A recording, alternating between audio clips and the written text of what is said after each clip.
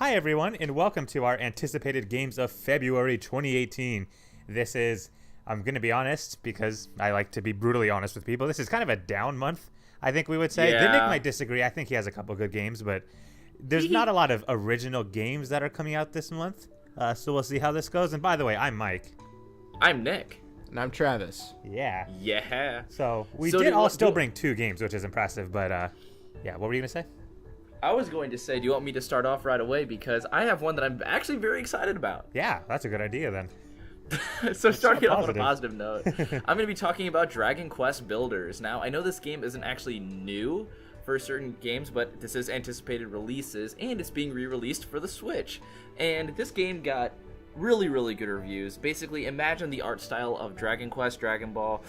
Toriyama's work is everywhere in here, and just basically the art style is what I love about this game. And imagine it in like a story driven, well, I guess Minecraft also had a story, but like in a Minecraft world. And so you get to like build stuff, like build your base and everything. I don't want to go too crazy into it because I want to just shortly touch on this before I talk about my other one, which is one I'm more excited for. But it seems that a lot of care went into making this game. The reviews have been good too, and now that it's coming to the Switch, I can play it because now I have a Switch. Yay! Yay, we all have Switches. Yeah, so now we're not in the dark It'll be ages fun. anymore. But yeah, so I mean, I'm with Mike. It's kind of a down month because a lot of these games aren't actually new, but they're getting remastered, and I feel like we can maybe talk about that at the end of the video on why that might just be a little hurtful to the month. I mean, it does have like 2 less days than the other months, to be fair. Right. Just saying. Sweet. Okay. Well, if Travis is cool with it, I can go next for mine. You can go next. All right. So I'm going to start with the one that is a little bit less, and that's because this is another one that's a bit of a re-release, and that is Owlboy, because this game has been playable for quite some time, but now it's coming out for the Switch, the PlayStation 4, the Xbox One. And Owlboy is a really cool looking game also, for those of you that haven't tried it or played it. The way it works is it's sort of a platformer, but it's a different type of platform because you play as an owl that can fly. And sort of through the adventure of the game, you sort of find different companions and stuff that all have different skills. And all that's really fine and dandy. I think the way the gameplay works and all that is really smooth. I think where this game really sells itself is through the puzzles and the storyline. All of your characters are super quirky, and sort of the adventure you go on is sort of this underdog tale of a bunch of like weird friends that sort of unite to sort of fight for some greater cause. And the puzzles in the game, though they're kind of simple, you know, like the puzzles that I've seen, they're pretty easy to solve compared to like other games that are like this. But they're still fun, and you know, you can see the depth that the developers put into them. And then on top of that, the boss fights in the game are really good. I feel like, and I've heard someone else say this, I don't remember who, but bosses are a really good place to like demonstrate complexity in a fighting system, where you can really show off like different moves, different assets, different styles, things like that. And I feel like this game does stuff like that perfectly. I think the boss fights are probably the best point, similar to like Cuphead's boss fights, where you sort of have strategies that go into it, and each boss fight feels really unique and different. So there's a lot of ups for this game. I haven't really heard a lot of downsides to this game. Every review and every person that I've seen play the game on PC fell in love with the game. I'm super glad it's coming to consoles, especially the Switch, because that's probably the console I'm going to pick this game up on for. But this is something, though I haven't played much of it, I would highly recommend it. And the coolest thing about that too is that you're seeing so much more indie support for the Switch. They said they're going to have third-party support, and it's there, and they're proving it every single time when these get more games. And some indie games are pretty big sellers on the Switch too, which is kind of nice to see. Right. Well, actually, I didn't mention it with Dragon Quest Builders. I was gonna, but for some reason I zoned out. But that's the cool thing about that one, because I know you mentioned it, but it was a PlayStation exclusive. It was PS3, PS4, PS Vita. Now that was coming out for the Switch, and I know that's not an indie game, but still, it's cool seeing them like grab games like Dragon Quest that was originally exclusive, or Owlboy, which is like a fun indie game. You know, seeing the Switch sort of open up to these new games. Oh, absolutely. And what's actually crazy is it doesn't seem like Square Enix is actually on bad ground with Nintendo anymore, which I know they used to be like best buddies until the N64 came out and they made the switch to PlayStation. But now it seems like they're kind of bridging the gap again, where Square Enix is actually saying, okay, we'll develop for your actual stuff more. And because, like, I mean, I liked the fact that like Square Enix still remains successful, but now that they're also helping out Nintendo, I'm sure they're benefiting from it as well. But it's kind of nice to see that relationship still like not as bad anymore, I guess is a better way to say it. Yeah, it's a slow climb, but it looks like it's starting to get a lot better for Nintendo. Oh yeah, so maybe Final Fantasy, not like the weird design that they're planning for Final Fantasy 15. Did you see that? Yeah. Yeah. Or a Kingdom Hearts. That too. On the Switch. That's would be badass because they did used to do it on their portables, and Switch is portable. So right. That's you can true. only hope. It is a possibility. I don't think it's gonna happen though. Let a man dream. Yeah, for real. That's fair. Travis, you want to go? Okay, so I'll start with my also little less enthused game, and that will be, what was it? Dynasty Warriors? Yeah, 9. Dynasty Warriors 9. That's how enthusiastic he is. Exactly, because, I mean, the story is, it's Dynasty Warriors, you just fight just hordes and hordes of people at a time, and it's awesome and fun, but... I can only play it for so long because I'm like, I honestly just spam this button, and then when I see that my power bar is full, I hit that, and then I just kill everything, and then I will usually win, and then if I lose, it's because I didn't actually go for objectives. I just slayed everything that I saw because that's how I play it. Right. I mean, that's usually how Dynasty Warriors works, man. Exactly. I mean, what is it? It's not meant. At least there is strategy that goes into it. I'm not saying otherwise, of course. But it's it's a hack and slash game. It does like what the genre says. It's a hack and slash game. Mm-hmm. There isn't a ton of strategy. Like if we're talking like an actual game that is kind of in that style, not totally in that style, but does it well, is Kingdom Hearts. Kingdom Hearts is kind of in that same kind of style where you can fight hordes of enemies, but you cannot hack and slash your way through the entire game. I know Travis disagrees with that. You have to at least have Tinkerbell help you out and heal you while you hack and slash your way through the game. And having the chat teach you how to use Tinkerbell on the one of the last bosses. That was key. That was key. That usually helps. Well, so thank you, Sora and Lady Lunaby. Right. Oh my God. Well, one of the cool things about Dynasty Warriors 9 too, I guess you can say, is that they have horses, and I don't know if that was in the other games, but I know there used to be because I usually play with my friend Robbie, and I always like using one of the horse guys. Okay. Who he likes to be on a horse because he just has this really long spear thing, and he just slashes everybody when he's on a horse. It's amazing. Well, I think this one's different, I want to say, because this one you actually raise the horse separately, and so the horse has its own level system, and you train the horse. You don't just buy the horse the way it is. You buy it and amazing. then it levels up, which I think is really cool. That's good. Yeah. So I get a connection with it. Yeah, you get to raise a war horse. So. Is it sad that more thought is actually put into raising a horse than the combat system? Yeah, well, I mean, it's you know what? The combat system is very complex. Okay, I hit A and then whatever X. I guess I'm going to Xbox controllers. And then when I get really bored, Y. Okay, well, if that's not a great combat system, I'm out.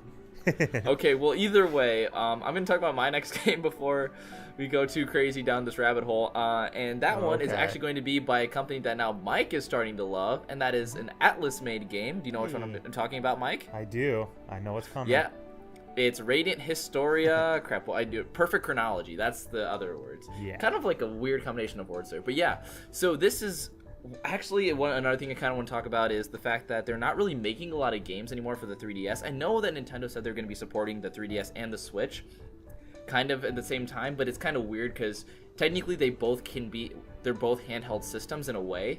So one of them is going to have to deteriorate, and the 3DS had a great lifetime, and I love the 3DS to death.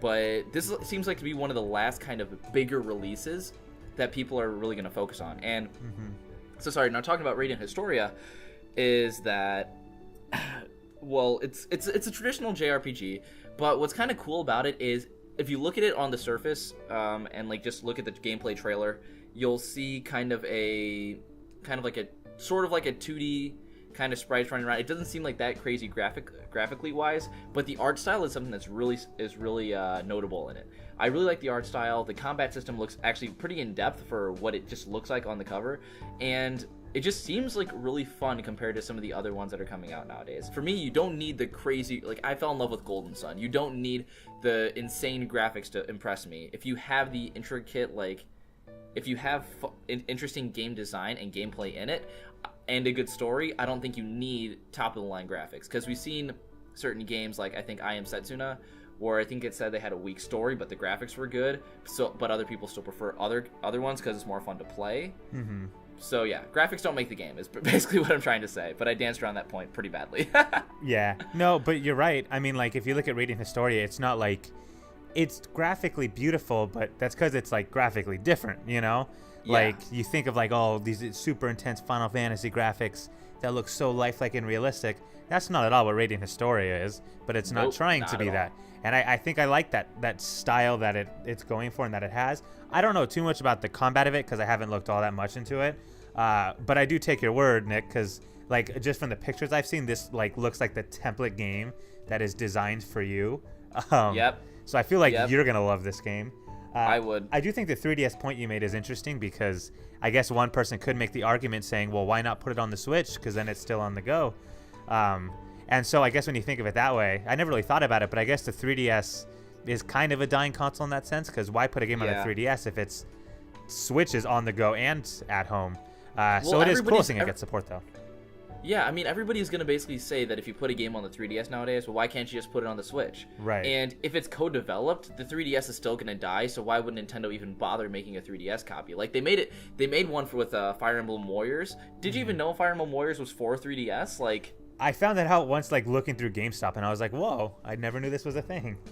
So it's like there's no point in really, at least in my mind, there's no point for Nintendo to develop for both. So I like the fact that the 3DS is still getting support, and I still want to get like Dragon Quest 8 on, because I know they released that for 3DS.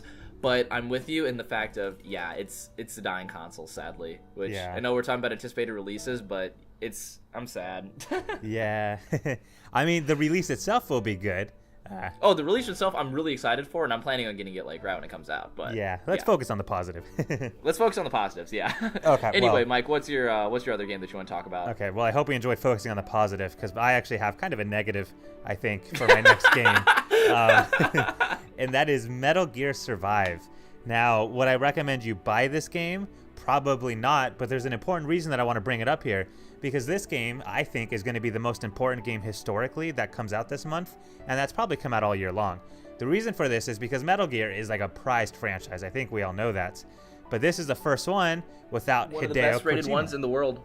Right. Or I guess just ever released, actually. Like, I think a friend of mine was saying that like Metal Gears like 1 through 5 all like got rated higher than like as like 9, all got higher than 9 out of 10s. Zelda didn't do that. Pokemon didn't do that. Like, it's crazy. Mm-hmm. It's one of the best rated series. Yeah. Go on. and I'm glad you said that because one of the reasons for that is because of Kojima, who worked for Konami and made that series so successful. And this is going to be the first game in the Metal Gear series that he has not worked on. So it's going to be vastly different. And already on the trailers, if you look on YouTube, they put it like a gameplay trailer. It had like 6,000 likes and about 20,000 dislikes. I mean, people are hating this game already. It's already only coming out for like $30. If you look at the gameplay, it looks like it was trying to go for the Last of Us setting at times with like the stealth missions. But then at times you just have horde of like crystal-like zombie enemies that just sort of run at you. And it doesn't look like terrible gameplay, but it just looks like they didn't know what to do. Like without Kojima there, it almost looks like they have no idea what to do with the Metal Gear series. And I think the whole thing is this takes place sort of in an alternate universe between the two Metal Gear Solid 5 games that came out. It just seems kind of like a mess to me. And so this is why I say I don't know if I'd recommend you buy it, but I think it's worth anticipating in terms of just seeing what it ends up being like. Because that's like taking Shigeru Miyamoto out of Mario. You know, it's like, what are you going to get at that point? And so it's going to be interesting to see. Wasn't Miyamoto the person that ruined Paper Mario, though? So some Mario games he can stay out of, right, Mike? I guess you could make that argument. But it's just like, I wonder what Metal Gear is going to look like without the guy that made it what it is. I think it's going to be interesting.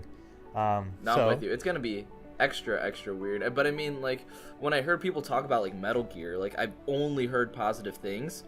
But, again, like, Kojima is probably one of the main names that you hear all the time, and it will be interesting. Like, it's anticipated release for sure, but maybe not in the way that you would expect it to be anticipated. Like, right. I think it's going to definitely be better than what people think, but I'm sure it's going to be obvious that Kojima's footprint is like not on this project at all. Yeah, it's just concerning because it seems like people aren't asking whether or not the game will be good. It seems like people are asking whether or not this is going to like destroy Metal Gear. And it's like, who knows, you know? I'm hoping it'll come out to be at least like a decent game. We'll see what happens. All right. Well, anyway, Travis, you want to finish this off with your last one? So my last game I want to talk about is Kingdom Come Deliverance. I had no idea what this game was prior to looking it up literally an hour before we started recording this. But it's got a cool name. The trailers that I saw of it actually looked really cool. I always like older settings, and then like the night era, medieval times is always a interesting era of gaming for me, which is why I thought I would get into Skyrim faster than I have. But the graphics were really cool, and then the combat system looks really neat in it. I haven't indulged myself too much into everything, but it kind of looked like it's kind of like a mix of you can kill a whole horde of enemies, but then like when you get to like the leader or captain of it, then it becomes a lot more strategic in how you battle. At least that was the impersonation I got off of the trailer, because it was always like 1v1, and then like randomly you'll be like in this big army of a battle. So it seemed really cool. Oh yeah, no, I'm with you. I'm with you on that. One thing that I thought was crazy is, first of all, the cutscenes in that game. Again, even though I was talking about how graphics don't really matter, but the cutscenes are just like gorgeous. But I mean, again, it's being developed for PC. And another thing that was crazy about it is that I thought when I first saw the trailer, it was being previewed for E3 in 2015. So this game was teased a long time ago. Like, it's 2018 now that they're finally getting it. That's like that's 3 years, dude. Like, well, I guess not exactly 3 years, but 3 years for this game, and they teased it 2 years ago. That's so stupid for them. Like, yeah. Well, I will say I feel like the wait might be worth it, because I feel like they put a lot of time into the little things, so maybe that's part of the reason why they didn't expect it to take this long. I don't know, because like when I looked through some of the details of the game, I was reading this one section where there's like an enemy camp you can infiltrate, and you can do it a number of ways. You can like send an army to take over the camp, you can poison the food of the enemies, or, and one thing I thought was really cool was you can find a soldier that's by himself, an enemy soldier, kill him, wear his clothes, and sort of sneak into the camp and pretend to be one of those soldiers. Dang, that's cool. Yeah, so it's like just the little features like that. I feel like as a developer, I don't know how you could even develop stuff like that into a game with that many options. Yeah. That's just beyond me. But even then, the things like, oh, you have archers that can, you know, if they're strategically placed, they can, one or two can pretty much destroy an army. So you sort of have to strategize around these things and plan things like that. The inventory system, being able to layer different outfits for different setups and bonuses. I think stuff like that. The detail like that, I truly love in games. I think it's so cool when like each little item or each little gameplay decision that you make can have such a big impact. And so, you know, I know the wait has been long, and I think it's always kind of a bad idea to drag it out, but I think in this case it should be worth it, hopefully. Yeah, I'm with you on that. Well, from what I saw, I definitely agree, because I'm actually like considering it now it on my PC. And then it'll just be added to Travis's list of Steam games that he'll get to eventually. For sure. Valid. Very valid. That he'll choose Dishonored over. Yeah. Hey, I finally beat Dishonored 1. I'm on Dishonored 2 now. Hey, there you go. Proud of you, buddy. I know. Making Progress. I'm starting to not study as much to play video games. Back to my roots. I feel like we shouldn't be encouraging this, Mike. Probably not, but I like it, so. All right, good job, Travis. Well, I'm good if you are. Yeah, so as long as no one else has stuff to say, I think, you know, like we said, this month has its ups and downs. We didn't even mention a couple of the big games that I'm sure people expected, like the Secret of Mana remake, Shadow of the Colossus. I think the reason for this is we try to stay away from remakes of games, especially remakes like Shadow of the Colossus. But let us know what you're looking forward to, because I'm sure those remakes, I'm, you know, really excited for those, and I'm probably going to pick them up, and I'm sure you guys will. So people watching, if you guys want to let us know what games you plan on picking up, definitely let us know. You know, this is a big month for remakes, so if you're into that stuff, you know, I'm sure you're going to have a great month. But with all that being said, I think I'm good, so. All right, bye, everyone. Bye. Adios.